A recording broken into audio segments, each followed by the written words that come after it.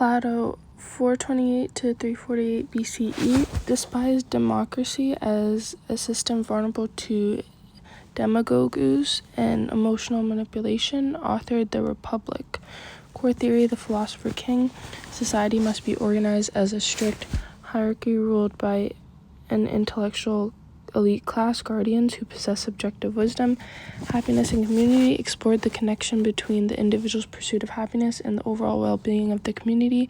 Individual fulfillment is inherently linked to the health, virtue, and harmony of the ideal state. Ideal structure, aristocracy / intellectual oligarchy. Aristotle, 384 to 322 BCE, declared that man is a political animal, meaning humans naturally rise their moral potential with a structured society. Polus, The Good Life, argued that individuals' pursuit of happiness cannot be isolated from the community. True individual fulfillment requires a harmonious, virtuous relationship within a healthy society. Core theory, polity, a constitutional blend of democracy ruled by many and oligarchy ruled by elite. Ideal structure, constitutional government anchored by a large, stable middle class to avoid radical, wealth-driven class warfare. Niccolo Machiavelli, 1469 to 1527, divorced politics from traditional Christian morality in The Prince. Core theory, political realism / pragmatism. A leader's primary duty is to preserve power and state stability by any means necessary, coined the tenets that the ends justify the means, and it is much safer to be feared than loved. Ideal structure, autocracy / strong principality. Thomas Hobbes, 1588 to 1679, held a pessimistic view of human nature, seeing humans as inherently selfish, competitive, and violent. Core theory, the social contract, security focus, and the state of nature, pre-government. Life is solitary, poor, nasty, brutish, and short. To escape chaos, citizens completely and irreversibly surrender their natural freedoms to an absolute ruler in exchange for physical preservation and order. Ideal structure, absolute monarchy / totalitarian authority. John Locke, 1632 to 1704, held an optimistic view of human nature, viewing humans as rational, cooperative, and born with a tabula rasa, blank slate. Core theory, natural rights and the social contract, liberty focus. All individuals possess inalienable rights to life, liberty, and property. The state exists purely to protect these rights. If it fails, citizens possess the explicit right to revolution to overthrow the regime. Ideal structure, constitutional monarchy, representative democracy. Jean-Jacques Rousseau, 1712 to 1778, viewed humans as naturally good, noble savages, but corrupted by civilization and private property.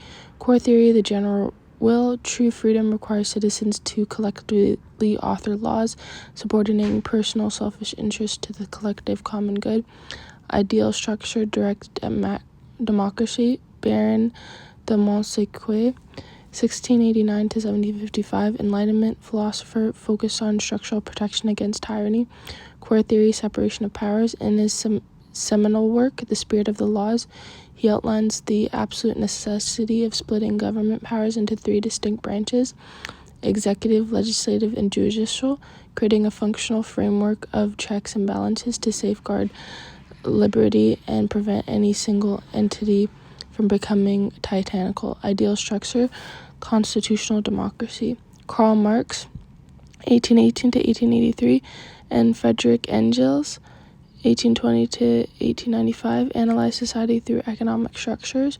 Core theory, historical materialism and class struggle. All history is driven by conflicts between the class that owned the means of production, bourgeoisie, and the exploited working class, proletariat. Capitalism inevitably collapses into a worker-led revolution. Ideal structure, classless, stateless, communist society. Mao Zedong, 1893 to 1976, adapted orthodox Marxism to an Asian agrarian landscape. Core theory, peasant-led revolution. Maoism shifted the revolutionary engine away from the urban industrial proletariat to the rural peasantry, utilized prolonged guerrilla warfare. Historical shift in socio-economic epithers. The French Revolution, 1789. the foundational historical pivot that dismantled absolute monarchy, feudalism, and divine right in Europe, replacing it with the concepts of popular sovereignty, radical nationalism, and citizenship rights. The industrial revolution, the massive macroeconomic shift from agrarian manual labor economics to industrialized factory-based machine manufacturing. This transition's birthed modern urban centers, created the industrial proletariat, accelerated capitalist wealth accumulation, and directly inspired Marxist/socialist counter-ideologies. Core political, social, and economic ideologies.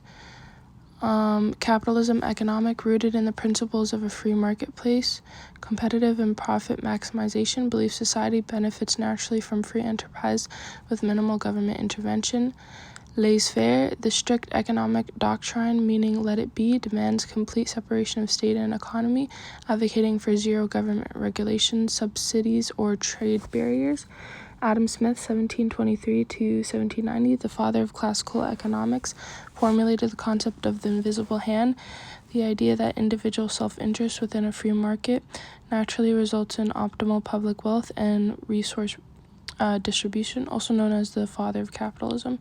Socialism economic, characterized by centralized planning, public or community ownership of the means of production, and an emphasis on equality of the result and selflessness, aims to systematically reduce structural inequalities in wealth, income, social position, political power. Socialism versus communism. Socialism generally advocates for achieving its egalitarian goals gradually through evolution and democratic reform, whereas communism historically pursues the violent, complete overthrow of the capitalist state via revolution. Communism, economic and political, the final Marxist stage, a classless, stateless, moneyless order with complete public ownership of production, governed by from each according to his ability to each according to his need. Liberalism, political/social, originating from the Latin liber, free, emphasizes personal freedoms, limited government, civil rights, equality of opportunity, and the consent of the governed. Classical liberalism focused strictly on negative rights/negative freedoms, the right to freedom from external coercion, state oppression, or physical interference, e.g. freedom of speech, freedom of religion, advocate for a minimal night watchman state. Reform/modern liberalism emphasizes positive rights/positive freedoms, the active use of the government to ensure genuine opportunities and capabilities for all citizens, e.g. right to education, right to healthcare. Backed by economists like John Maynard Keynes, it advocates for state interventionist economics, government deficit spending, and social safety nets to correct systematic market failures.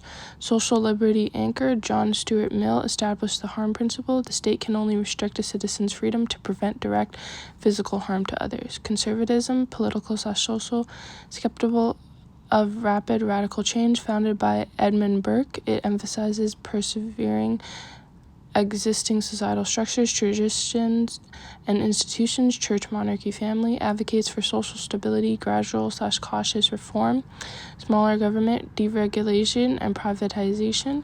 Authoritarianism, political/social, prioritizes the absolute rights and power of the centralized government over individual liberties.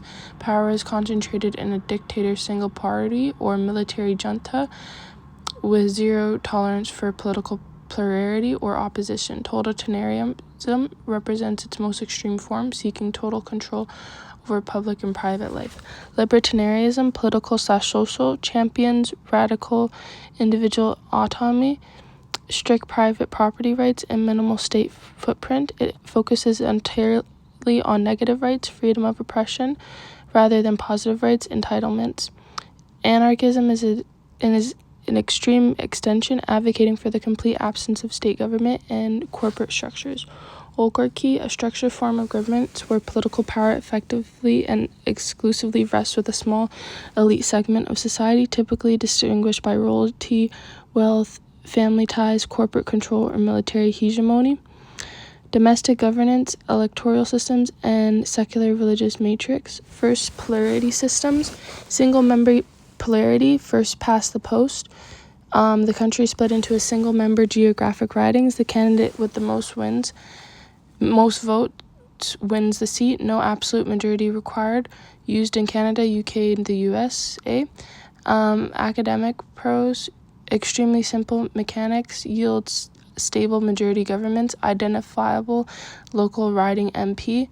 Academic cons: disproportionately distorts the popular vote, high volume of wasted votes, forces strategic voting.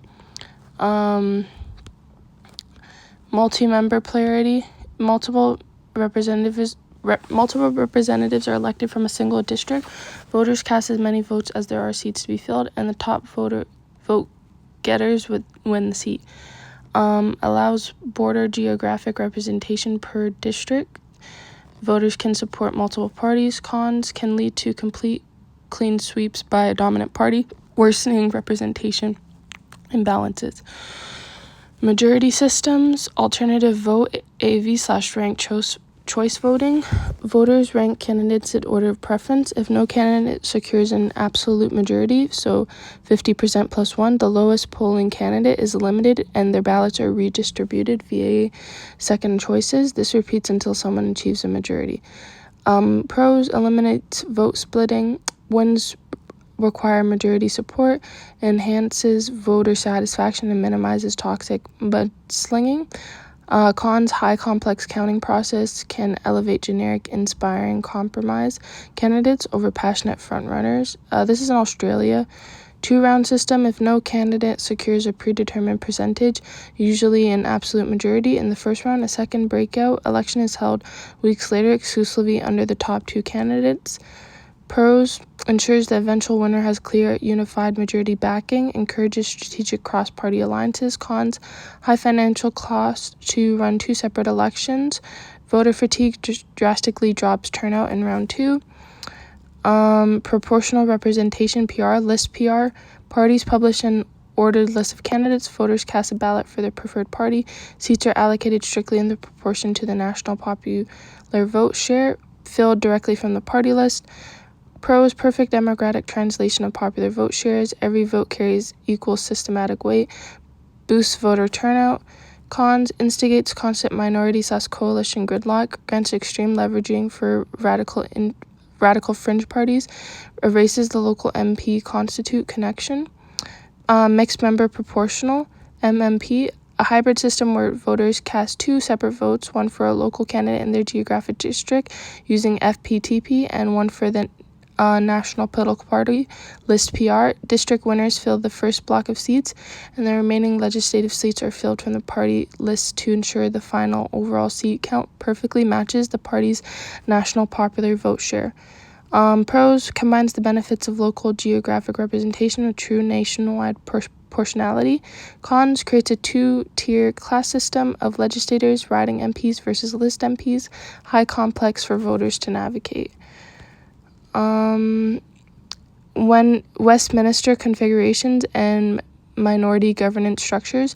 Majority government: one party wins more than 50% of seats in the House of Commons, 170 plus seats in Canada. High stability and rapid legislative passage, but risks turning into an elected dictatorship that ignores opposition input. Coalition government: 2 or more parties formally combine their seat counts to cross the 50% majority threshold. They share executive power and divide cabinet ministerial portfolios based on a formal written contract. Minority government: the governing party holds the most seats but less than 50% total, must constantly negotiate to survive explicit votes of non-confidence. Loose alliance minority government: a setup where the governing party lacks a formal binding contract, relying instead on broad informal understandings or long-term policy handshakes to maintain general legislative support. Ad hoc minority government: the most volatile transactional form of governance. The ruling party possesses 0 formal or informal alliances, negotiating purely on a bill-by-bill, case-by-case basis with whatever opposition party is willing to trade votes. Cabinet formation: the Executive Balancing Act. The Prime Minister constructs the executive cabinet from elected MPs, managing strict pyramids. The 5 strategic priorities: regional representation. Every single province must have an executive voice to prevent regional annihilation. Demographic diversity: achieving visible gender party, incorporating indigenous and visible minority MPs, linguistic capability, heavyweight ministries require absolute bilingualism, English/French, to run national civil services, professional merit, aligning career backgrounds with ministries, e.g. matching mutinies, the structural constraints, managing the talent pool dilemma, sweeping a region by electing only inexperienced MPs, optimizing size versus efficiency, and enforcing cabinet solidarity, the constitutional rule that ministers must publicly defend all cabinet decisions or resign immediately. The secular religious state typology matrix. So category 1, religious state/religious politics. Politics is deeply influenced by religious issues, and the state is formally connected to a specific church. This combination is often volatile, can be violent, characterized by entrenched religious blocs and cultural norms. Example, Israel, Iran, Brazil, Guatemala, Ireland. Category 2, secular state/secular politics. The state formally dissociates itself entirely from religion, enforcing absolute separation of church and state. Religion is legally regulated strictly to the private sphere or outright banned in public instances. Example, France's ban on the niqab.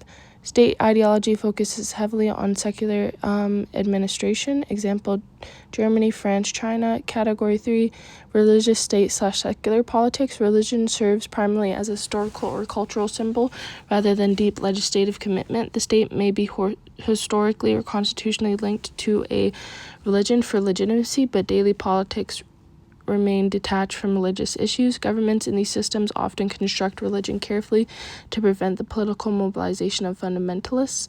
Example, Thailand, Indonesia, former Swedish state with Lutheranism. Category 4, secular state/religious politics. The state administration is formally, constitutionally, and functionally neutral, ensuring unrestricted free exercise of religion. However, politicians heavily engage in religious politics, actively campaigning on religious values in legislative battlegrounds. Example, United States with its strict constitutional separation but highly religious voting blocs. India with a secular constitution but heavily religious political maneuvering. In Hinduism, religion and state clash down on the farm. So in Canada, agricultural and secular laws frequently collide with de facto sovereignty, diplomacy and global engagement. Modern diplomacy systems, tools, and diplomatic law. Modern diplomacy foundations originated during the Renaissance in Italy, which established the importance of sovereign states, permanent resident embassies, and systematic negotiations over raw military force. Embassies, permanent diplomatic missions established within foreign nations to manage bilateral relations, protect citizens abroad, and gather intelligence. Envoys, special diplomatic messengers or representatives dispatched by a government to execute precise high-level negotiations. Charge d'affaires, a lower-ranking diplomat who temporarily takes the place and assumes the full operational powers of an ambassador during their absence. Persona non grata, literal transition, unwelcome person, the most severe mechanism of diplomatic penalty. Under international law, a host country can declare any foreign diplomat persona non grata, stripping them of diplomatic immunity and forcing their immediate expulsion from the country. Treaties, formal binding agreements signed between sovereign states dealing with critical global frameworks, example, trade, defense, environmental policies. Crucial rule, treaties strictly require formal ratification by the legislative bodies of the signing countries before they carry the full force of domestic law. Soft power, coined by Joseph Nye, power rooted in a country's cultural values, political ideals, and foreign policies that resonate positively with other nations, allowing a state to cooperate and attract others rather than coercing them. Hegemon, a single overarching great power that possesses disproportionate military, economic, and cultural capabilities, allowing it to unilaterally system. Analytical jurisprudence and historical networks. De jure, expressing a state of affairs that is strictly recognized and mandated by law, regardless of whether it matches reality on the ground. De facto, expressing a state of affairs that exists actively in reality and practice, regardless of whether it is officially or legally sanctioned by law. The Hanseatic League, a powerful historical, commercial, and defensive confederation of merchant guilds and market towns dominating trade across the Baltic and North Sea coasts from 13th to 17th century, represents an early Western archetype of regional economic interdependence, transnational governance, and non-state economic globalization, bypassing traditional feudal borders. Nationhood, Ernest Renan versus Benedict Anderson. Both theorists argue that nations are fundamentally social cultural constructs built on shared characteristics like language, history, and culture. However, their core mechanisms diverge. Ernest Renan argues that a nation is a spiritual principle anchored by two things: the collective possession of a rich legacy of shared memories, including the shared obligation to forget past internal conflicts, and the explicit continuous daily desire and will to live together. Benedict Anderson defines the nation as an imagined community. It is inherently limited and sovereign. It is imagined because the members of even the smallest nation will never know, hear, or meet most of their fellow members, yet in the minds of each lives the image of their communion and a shared sense of deep horizontal belonging through common cultural elements. Example, print capitalism, shared media. Spheres of global engagement and conceptual agendas. Foreign policy, the primary purpose is to create a clear, calculated plan of action for a sovereign state to deal with.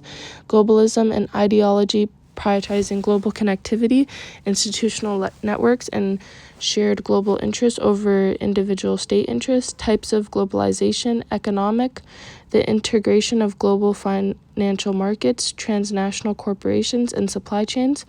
Political, the expansion of global governance bodies, UN, ICC, that clip state sovereignty.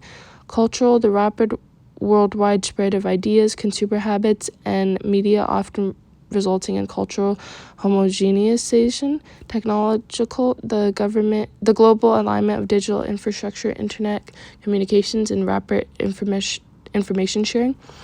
Political sphere, bilateral and multilateral state treaties, security alliances, and geopolitical positioning. Human rights sphere, codification of universal individual protections against state tyranny and abuse, e.g. UDHR. Humanitarian sphere, emergency aid response to natural disasters, famine, and active war zones. Developmental sphere, long-term economic infrastructure growth, loan provisioning, and systematic poverty relief. Impartial institutions, independent non-state organizations.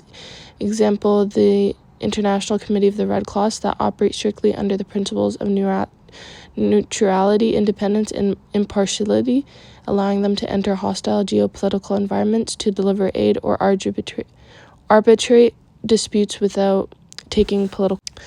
International relations and global security. So, theoretical frameworks of international relations, IR. Classical realism centers heavily on human nature, argues that humans possess an inherent biological desire for power and dominance.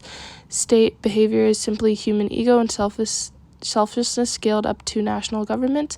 Neorealism, structural realism, formulated by Kenneth Waltz, completely rejects human nature arguments, shifting the focus entirely to the structure of the international system. Core axioms, the international system is fundamentally anarchic, lacking any overarching global sovereign to enforce rules or orders. States are rational, uniform, primary actors prioritizing survival and security. The security dilemma, a structural trap where action taken by one state to increase its own security, example buying weapons, building fortifications, are automatically perceived as an offensive threat by rival states. This triggers a spiraling zero-sum arms race that inadvertently leaves both states less secure.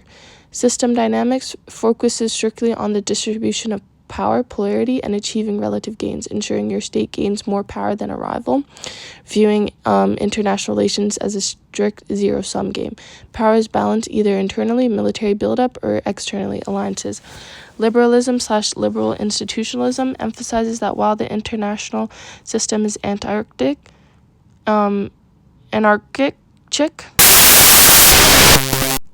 cooperation, peace, and stability among states are highly possible and beneficial. Core axioms, states are not the only actors. Intergovernmental organizations, IGOs, non-governmental organizations, NGOs, and corporations wield massive influence. System dynamic focuses on absolute gains, maximizing your own state's growth regardless of others, and treats geopolitics as a non-zero-sum/win-win game. The three Kantian pillars, formulated via philosopher Immanuel Kant's perpetual peace, International law and institutions, bodies like the UN, lower transaction costs, provide transparent information, and make state commitments highly credible. Economic interdependence, free trade creates complex financial networks that make the cost of war economically ruinous. Democratic governance, democratic peace theory dictates that constitutional democracy rarely, if ever, go to war with one another. The Treaty of Westphalia, 1648, the historic peace treaty that ended the 30 Years' War and established the modern international system, introducing the core concepts of Westphalian sovereignty, territorial integrity, legal equality between states, and absolute non-interference in the domestic affairs of another state. Conflict, war, and regional alliances. Types of war: systematic global war, a war involving almost all the major powers of the international system, structurally altering the global balancing of power. Example: World War I, World War II. Regional war, a war restricted to a distinct geographic theater, involving localized powers without drawing the entire global system into direct combat. The Iran-Iraq War, civil war, a sustained violent conflict occurring within the borders of a single sovereign state, fought between organized domestic factions or between the state government and insurgent forces. World War, a total war tracking across multiple oceans and continents, completely mobilizing entire national populations into resources. NATO, North Atlantic Treaty Organization, established in 1949 as a collective defense alliance designed to counter Soviet expansion, operates on the foundational premise of Article 5. An armed attack against one member state is formally considered an attack against all members, mandating mutually military assistance. United Nations history evolved directly from the structural failure of the League of Nations, which completely failed to prevent World War II. The UN Charter was officially signed in San Francisco in 1945. Core objectives: to save future generations from the scourge of war, reaffirm fundamental human rights, establish binding international law such justice, and promote global social and economic progress. Operational principles: sovereign equality of all member states, compliance with the Charter, peaceful settlement of disputes, absolute avoidance of threat or force, non-interference in domestic jurisdiction, and mandatory assistance to UN actions. The 6 main organs of the UN: General Assembly, UNGA, the primary deliberative policymaking organ. Every single member state has one vote. Resolutions passed here are not legally binding but carry heavy global political weight. Security Council holds executive responsibility for maintaining international peace and security, comprises 15 members, 10 rotating members, and the P5, permanent 5, USA, UK, France, Russia, China. The P5 possess absolute veto power. If any one P5 member votes no, a resolution fails instantly. Decisions made here are legally binding on all member states. Secretariat, the administrative bureaucratic arm of the UN, staffed by international civil servants and headed directly by the Secretary General. International Court of Justice, ICJ, settles legal disputes exclusively submitted by sovereign states and provides formally advisory opinions to the UN, located in The Hague. Economic and Social Council, ECOCOC, coordinates the vital economic, social, cultural, and humanitarian work of 14 specialized UN agencies and functional commissions. Trusteeship Council, historically established to oversee the decolonization and transition of trust territories to self-governance. It suspended operation in 1994 and is now functionally redundant. The conflict resolution continuum, so conflict avoidance, ignore, actively withdraw, informal discussion, negotiation, mediation, arbitration, which is parties agree to be legally bound by an impartial arbitrator, adjudication or litigation, referral to an official tribunal, ICJ, for a legal verdict, and then violence, the most extreme.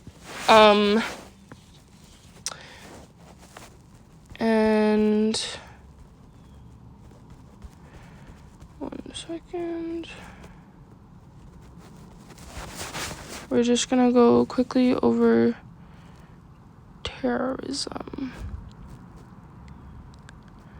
Also, theocracy, clerical elites govern in the name of a deity, religious dogmas codified directly into civil law. Example, Iran. Secularism, absolute separation of church and state. The state remains completely neutral, neither funding nor suppressing faith. example, Francis Lecite. State religion, the state officially endorses a specific church, but civil law remains independent of theology, example, UK and the Church of England. Religious fundamentalism, rigid, literal adherence to foundational holy texts, completely rejecting modern secular cultural and globalization, example, Israel. And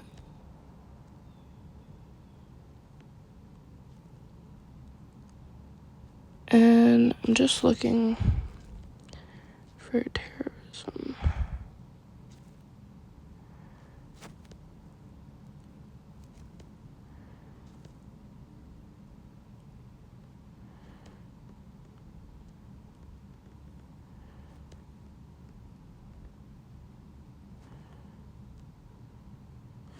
Oh, also power transition theory pieces you don't really.